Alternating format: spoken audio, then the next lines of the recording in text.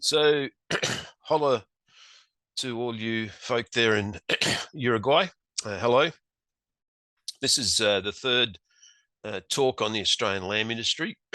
And in this case, we're going to be talking about really a focus on eating quality and some of the really great things that have changed in the industry over time. If we think about lamb, we want it to be a high quality product that is tender and is attractive to consumers. And that's been very much the focus of the work in Australia over a number of years. Now, that focus on quality was really, I suppose, closely looked at in the 90s, when the whole idea of the quality of lamb presented to Australian consumers came to the forefront.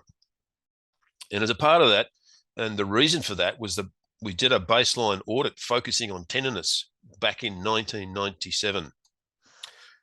And what we did was we went to a whole range of different retail outlets. We purchased lamb loins across the counter, and we took those away, and then we tested them for various traits, including shear force, which is an objective measurement of toughness. So the higher the value, the tougher the product.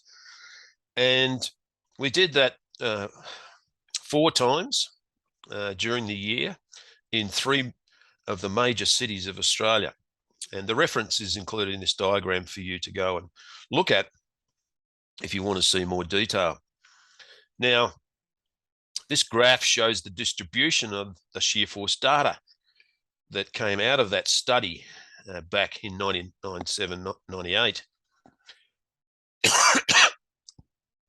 And you can see that there's 20% of the samples, of the nearly 900 samples, that had a shear force values above 49 newtons. And at the time,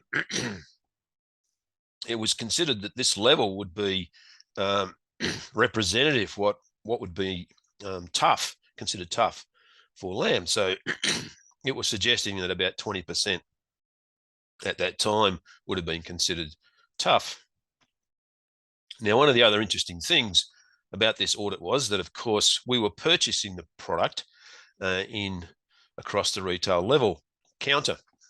And you can see here the shear forces on the left-hand side, and along the bottom are the dollars per kilogram. So remember, this is back in the 90s. But you can see quite clearly that it didn't really matter if you were to purchase expensive lamb, that it was necessarily going to be all tender. In fact, there's a wide range. And this in itself is interesting and important feedback and information, because what it says is that marketing is overriding the eating quality of the product at the time. Now, this data really stimulated the industry to look at targets, and there was a target set in 2000 to get the industry to be worth $2 billion. And if you remember one of the other talks that I did back in the 90s, the industry was worth about $1 billion. So this was a major target. And the focus was to actually support processes in this with a focus on meat quality, and to provide a system to be able to grade sheep meat for eating quality. And a major collaborative program involving lots of different R&D providers in Australia, across Australia, was undertaken. And that project was called the Sheep Meat Eating Quality Program at the time. Now, based on the results of this, this then was developed into Meat Standards Australia for sheep meat. And that was because in the 90s, the program was started for beef. And in 2000, this research for sheep was undertaken with lamb. And we were able to work on the basis of the knowledge that had been accrued already in the beef industry, and value add to that for the sheep industry. And as I said, that system has become known as Meat Standards Australia. As I pointed out, multi-organisational program. And the unique thing about it was based on using real consumers as the arbitrators of the quality. So not trained taste panels, but real consumers, real sheep meat, lamb consumers. And the basis of the approach was to look at all the different critical control points across the chain, right from conception, right through to the consumer, using the consumer, as I said, as the final arbitrator. And here, we have the tenderness, the juiciness, the flavor, and the overall liking as the 4 traits that we used. And lots of different factors along the way that can impact on meat quality, such as how they're hung, tender, stretched, or Achilles hung, the chilling regimes, how long you age it for, cooking methods, which are very important, and then sort of on the pre-slaughter, more production side, the selling method, genetics, sheep age, and so on. So all these factors were looked at to see what their impact was on eating quality. And as I said, it was based on using real consumers, and consumers would be presented with samples of cooked meat, primarily cooked grilled to start with, but then roasting was undertaken as the program developed. And tenderness is scored on a 0 to 100 scale, juiciness, liking, and flavor, and overall liking also. And then the consumers are asked to actually rate the lamb, whether it's unsatisfactory, whether it's good, better than everyday, or premium. And every sample is eaten by 10 consumers. So a sample from a particular animal would be eaten by 10 consumers. And then that data is then averaged to come up with the score for that sample. Now, as I said, started off initially grilling the product, and the type of grill is what we call a clam grill. So it cooks at the bottom and it cooks at the top. And the product was essentially cooked to a medium rare endpoint at a certain temperature and controlled. And then that product that you see there would then be cut in half, and half would go to one consumer and half would go to another consumer.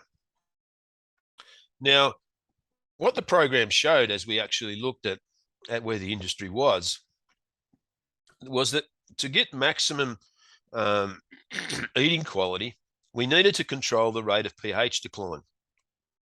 And a target temperature for pH 6, hitting pH 6, was set at the time, based on the research, of between 18 and 25 degrees.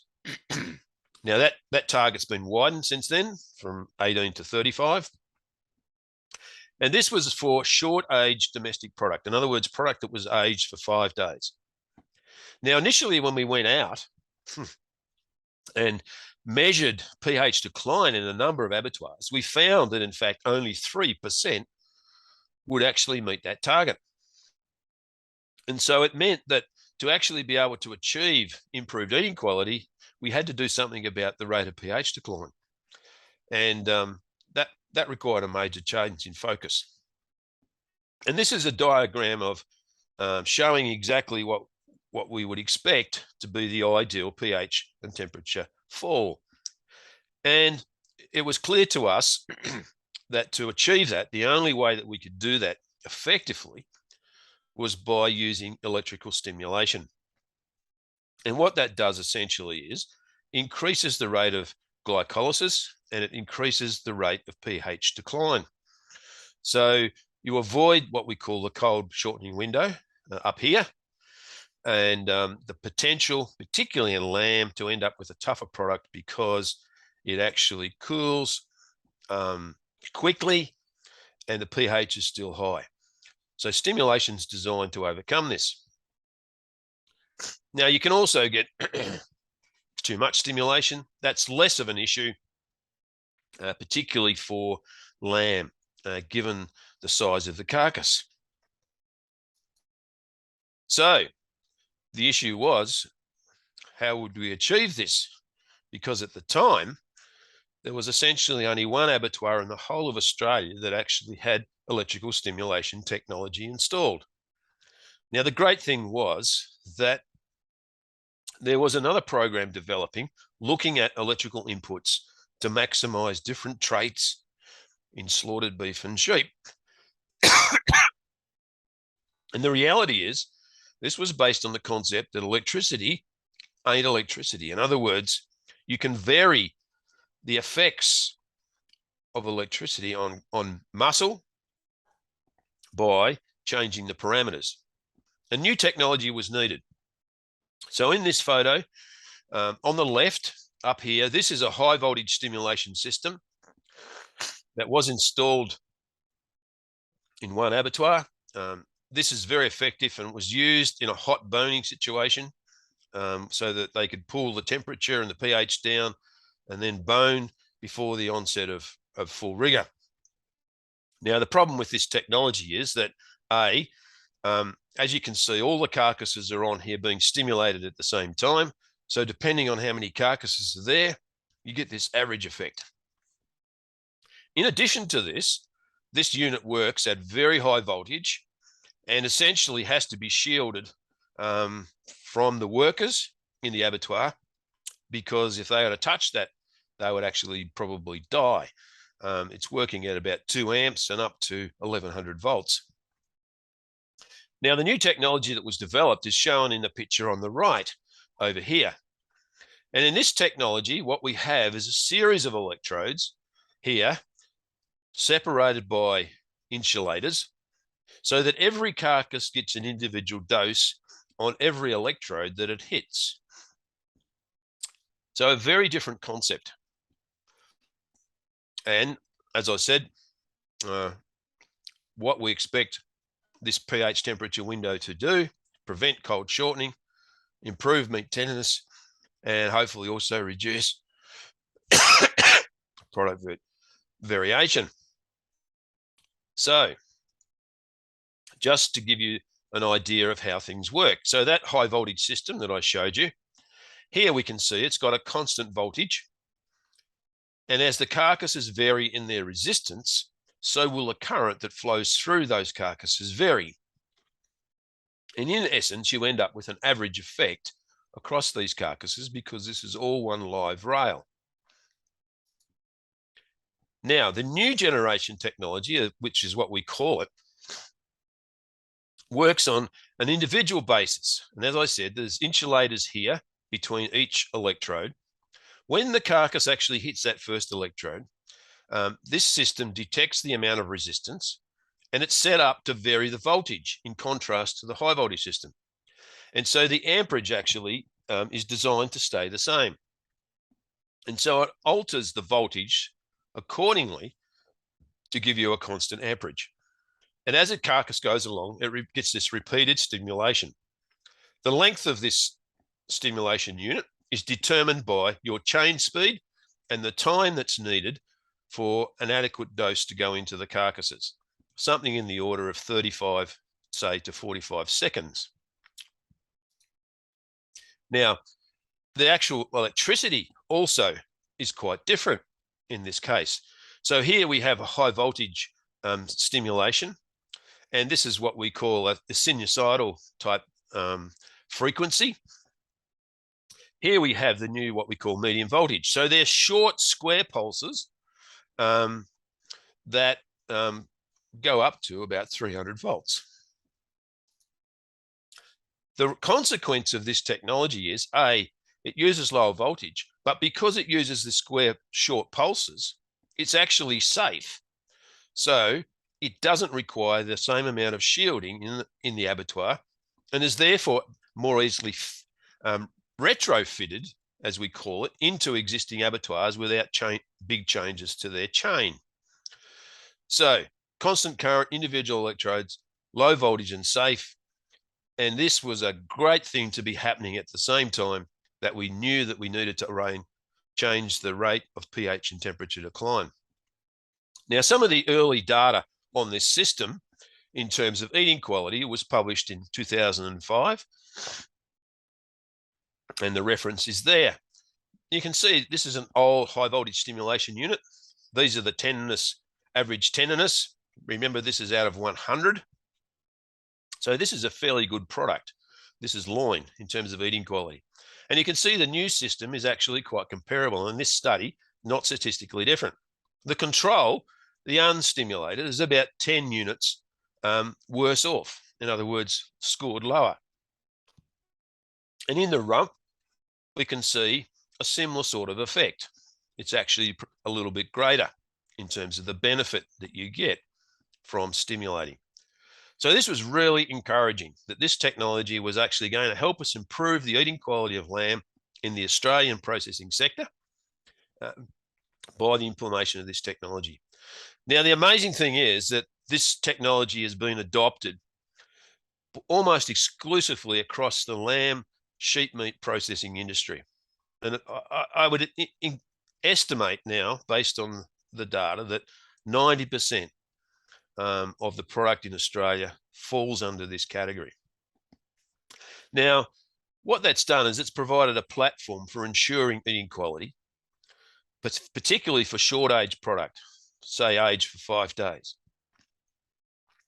And if you do some simple mathematics, you can see that the value of this is actually quite huge to the industry in terms of providing a premium.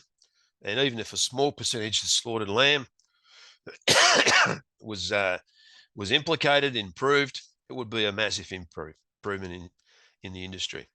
Now, just very briefly, just to show you that there are other technologies that were also developed in this electrical space. One of those is immobilizers, and this has different electrical parameters. It operates on high frequency. The idea is to induce tetany, and the idea is that it reduces the kicking and the carcass movement before the animals actually get suspended on the chain. It reduces what we call kicking after stunning, which is dangerous, potentially dangerous to slaughtermen, because of course, if the animals are kicking, it makes it more dangerous when they're actually starting their work to skin the animals.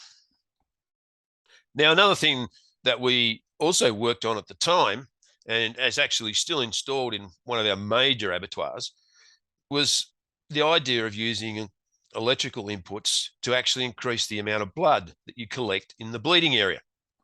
In this case, it's a low frequency system, low frequency and pulse width. We designed it so that there was no effect on meat quality. And the result is that basically you reduce what you call your biological demand, or your biochemical oxygen demand, because you reduce the amount of blood that ends up in the waste further down the chain, because you get more blood out at the start of the chain. That blood can actually be captured and then used for other products. And the reference there to that early work is given. So the take-home messages for this were: stimulation significantly benefits the Australian sheep meat quality. We've got to have that optimal pH decline, but it's also essential. Our work revealed that you actually monitor those electrical stimulation units, because you need to continually ensure that they're working at their optimal levels. So how do we define if a unit's working effectively? We need to measure carcasses, we need to manage it, we need to audit them, and we need to work out the temperature at pH 6. And that now is a requirement for all abattoirs that are registered under the Meat Standards Australia program in Australia, to monitor lots and to assess and make sure that their stimulation systems are working as they're supposed to. Now, you might remember that we did that audit back in 1997-98, and here's some comparative data.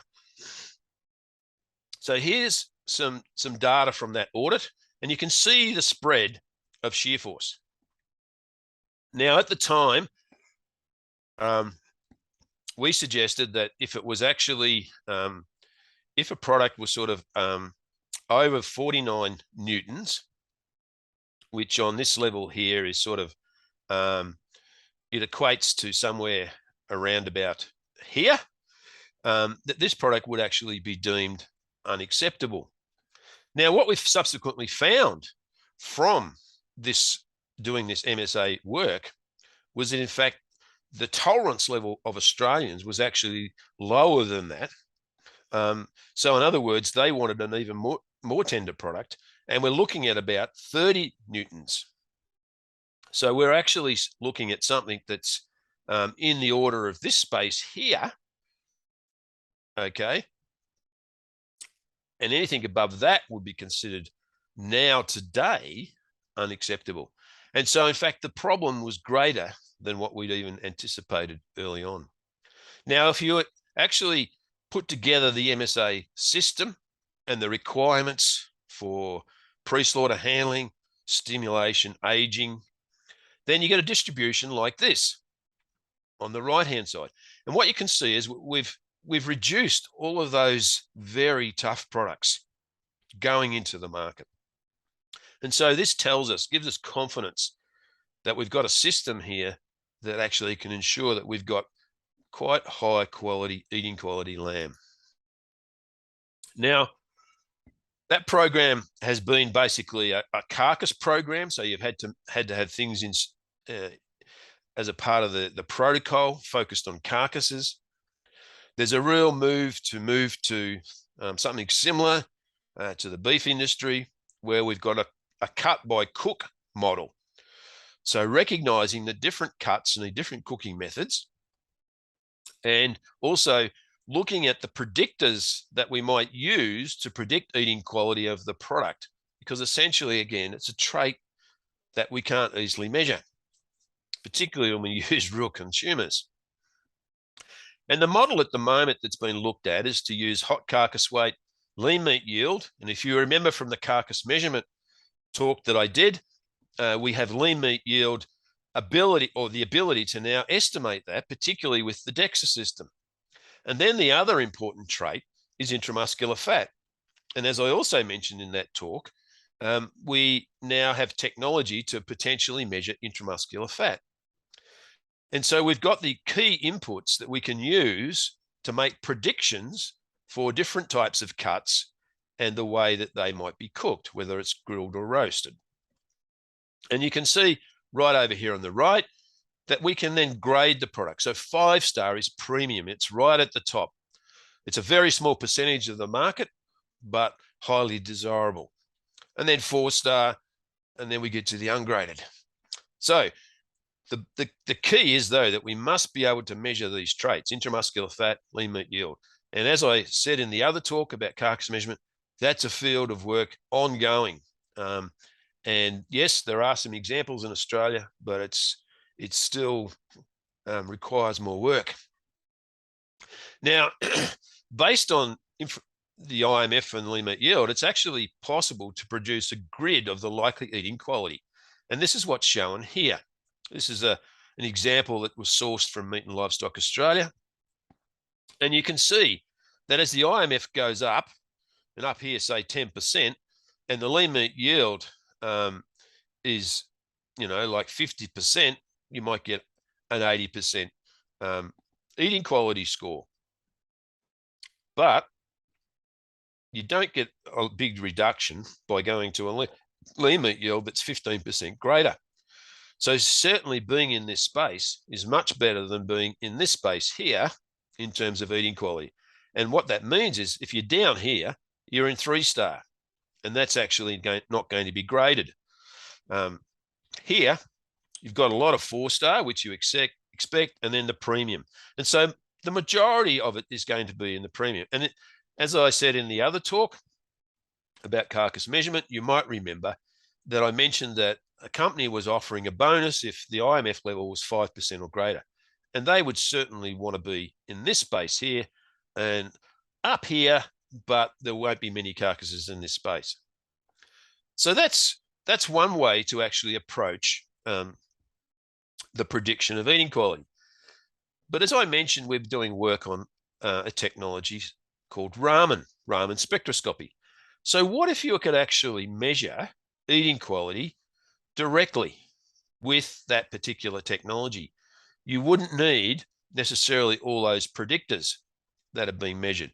And I think that that's a space where there's going to be ongoing work. Now, another thing that we need to take into account when we think about eating quality is, of course, that increasingly less Australians have what we call an Anglo or British background. More of our product is exported than ever. And it's good for us to have good knowledge on how lamb is rated overseas. And a couple of years ago, a study was undertaken through the MSA program to actually take Australian lamb and two cuts, loin and topside, into the Chinese market, into the North American market, and test the product with actual consumers in those countries, benchmark against Australian consumers. And you can see here in this graph, which has got the eating quality score, that essentially there's a fair commonality between how different consumers with different ethnic backgrounds actually rate lamb. You can see in the top side, of course, that the Chinese were less favourable in terms of the tenderness of the top side than the Australian and the American consumers.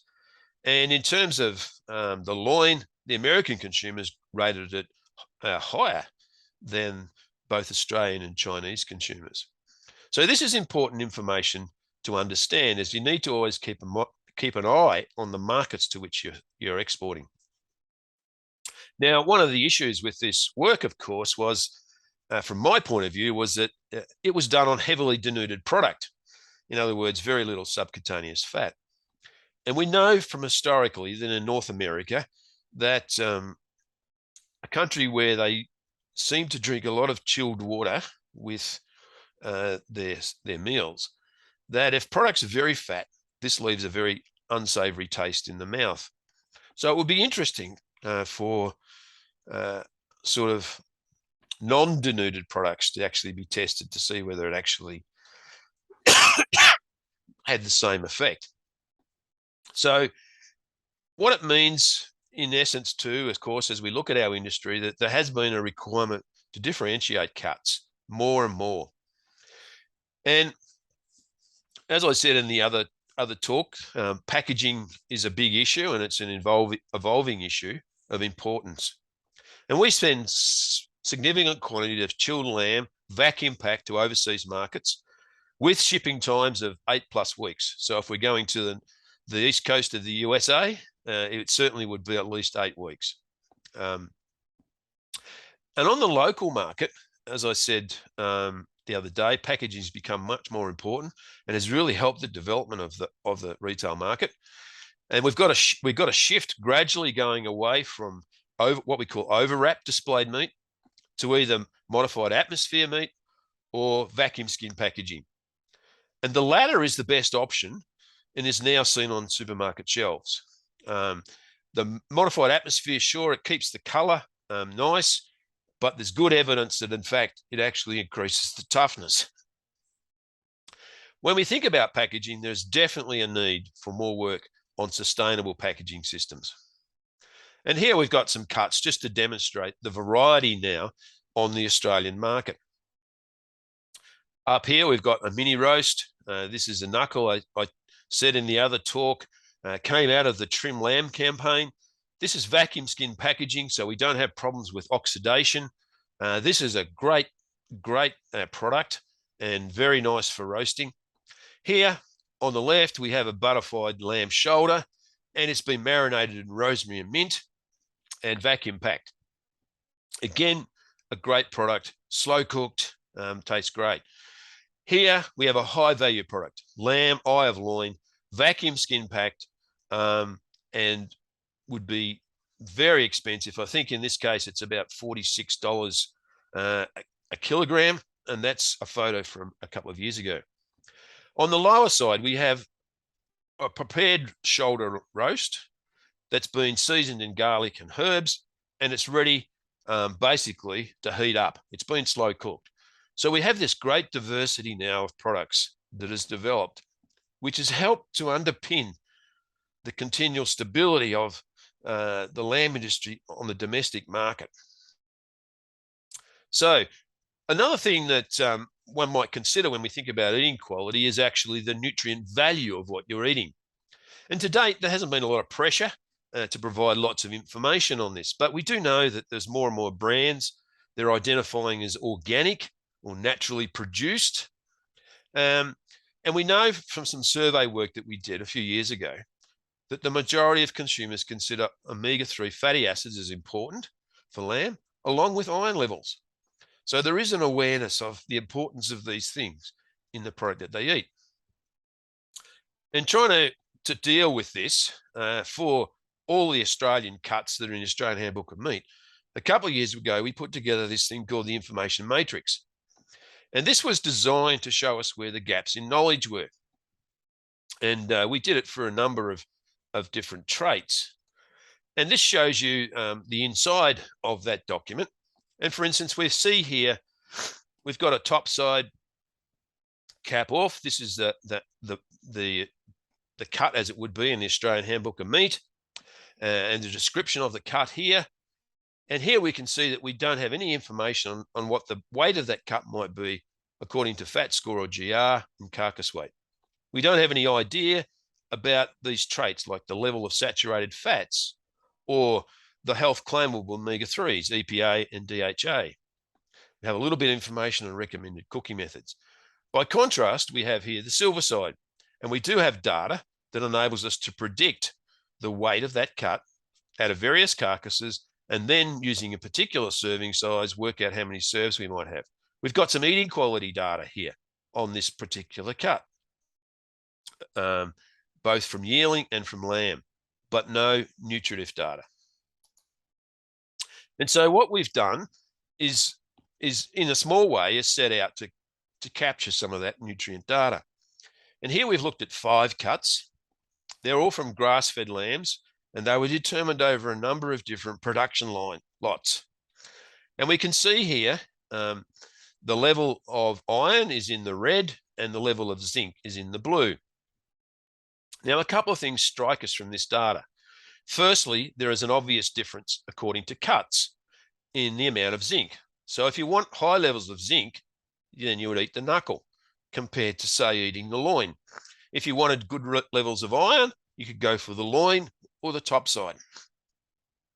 This cut here, this was the new one that we developed in the sheep CRC program called the compact shoulder roast.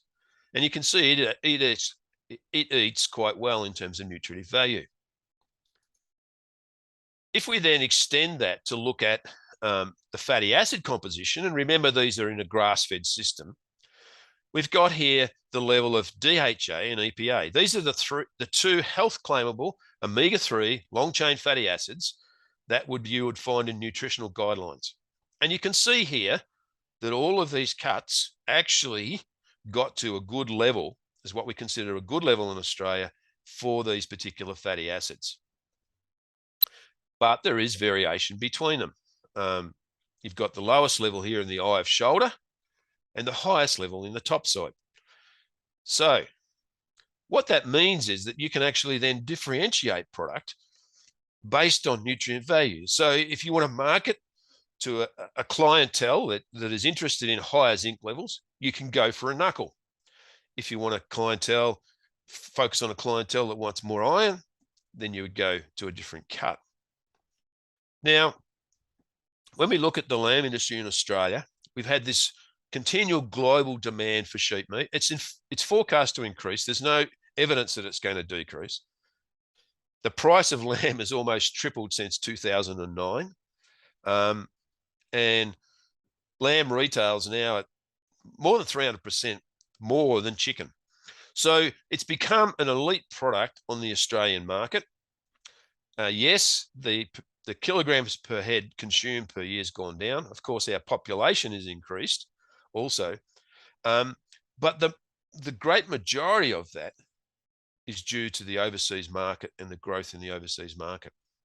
And that's underpinned by providing high quality product that's tender, particularly if it's aged for 8 weeks before it gets to, say, the east coast of the United States.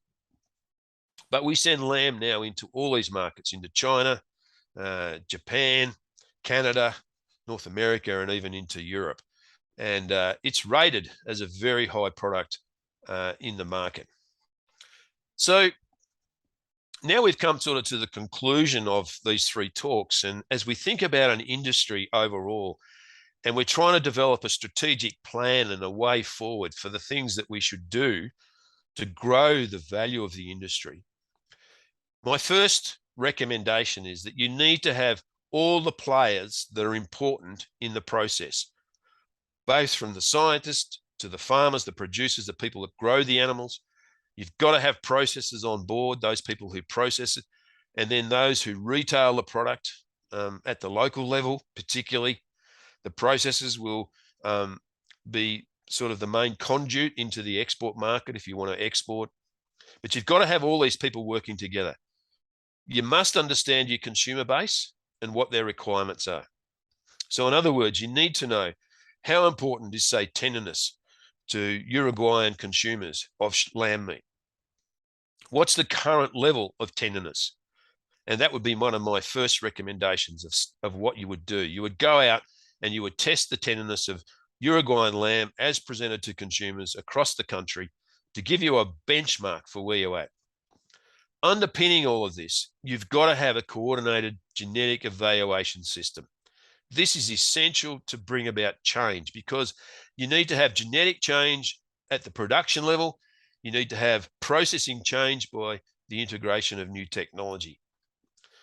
And you've got to have the ability to integrate all these data sources. Having said that, the investment in technology must mirror industry needs. So what are the needs of the industry? What are the needs of processors? How are they going to get the best information to feed back down to farmers to help them make changes and also satisfy market requirements? And you can always learn from others' mistakes. And certainly in that space, I can help because of the evolution that we've undergone in Australia in the industry and my involvement in the industry. So again, thank you and gracias to you. And I really hope that this has helped you think about the holistic approach to your industry and how you might move forward.